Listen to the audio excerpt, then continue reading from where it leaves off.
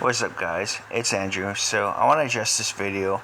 Before we start, this is not a real video. This video is not what it's being passed off of. This dog is not actually protecting this child as far as in a real situation. This is a training video.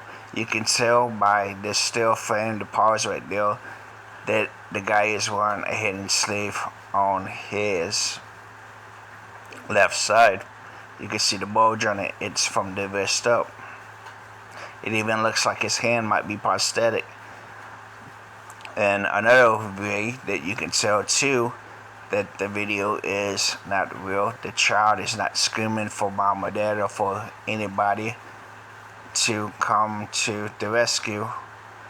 Also, the dog does not engage right away. The dog has some resistance to wanting to bite the guy right away. So, with that said, let's break it down as far as what should happen in a real situation.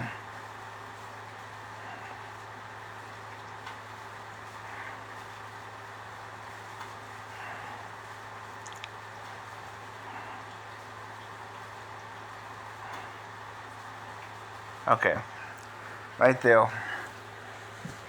This scenario is if the guy grabbed the kid. That dog should have already been wanting to engage or already engaging this guy for just being this close to this kid. Because what if the guy didn't want to grab the kid? What if he has a gun and he decides he wants to pull it out at that distance and shoot this kid?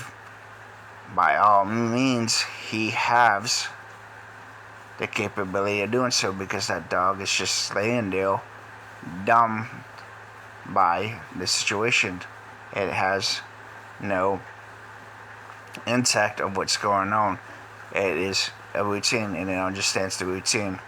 And I'm not even sure what the routine is, because if you're training your dog to wait till your child is grabbed before it reacts or engages the target, then you already messed up, because right there, that's close enough for that guy to kill that kid with a knife, with a gun, with whatever.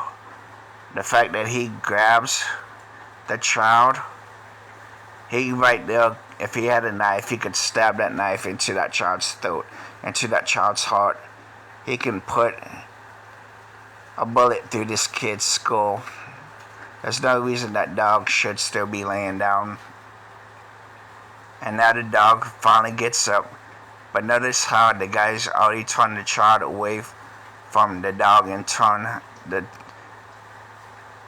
arm towards him. That's a routine right there. Now, with that, I talk about the dog targeting the strong arm, the weapon side. But in this case, it is holding the child to keep the child from getting bit. If the guy freaks out and starts moving the child around to try to get the dog off or keep the dog from engaging, where should the dog bite? The dog biting that weak arm, it keeps him from pulling out a weapon with that weak arm. But as you see, it's not effective. It's not fully effective because the dog is not pulling the subject. The dog is letting the subject walk away and still control the situation. That dog in a real scenario, in a real life situation, should be grabbing that guy by the groin. As soon as that dog latches down onto this guy's manhood or womanhood, whatever he wants to identify as, when it latches on to something, this subject will let go of that child, guarantee. And then from there, the dog can transfer the bite to engage that weapon arm, and from there get the guy down, because the guy's obviously going to be down from the pressure added to his crotch through the bite. And once the guy is down, the dog should pull the guy off balance using the weapon side strong arm, get the guy to lay onto his stomach.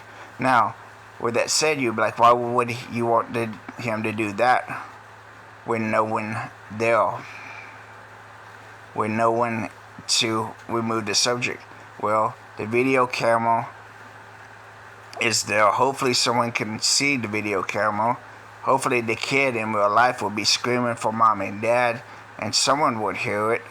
Hopefully the guy would be screaming at the top of his lungs and someone would hear it and come and check out the situation and realize what's going on and call the police. The guy would automatically give himself up because of the pain. In this situation, as you saw, the dog lets the guy go off and be able to attack another victim, more than likely to be more successful if this was a real situation. So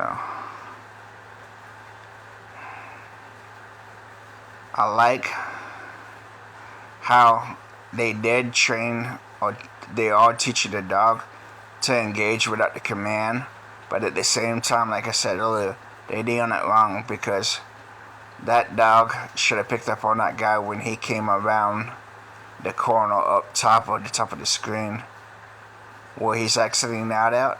That's where the dog should have picked up on.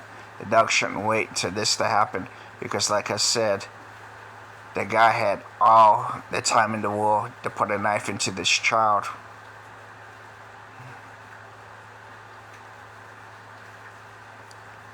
So, if you're going to train for situations like this, which it's good to train for situations like this, because, you know, who would have thought someone would have crossed your gate and came into your backyard while you're sitting in the house, you know, making a child lunch? This is a scenario, a situation that could actually happen in real life. It has happened before, and it will continue to happen in the future. So it is definitely something good to be training the dog for. Thing about it is the execution of the training.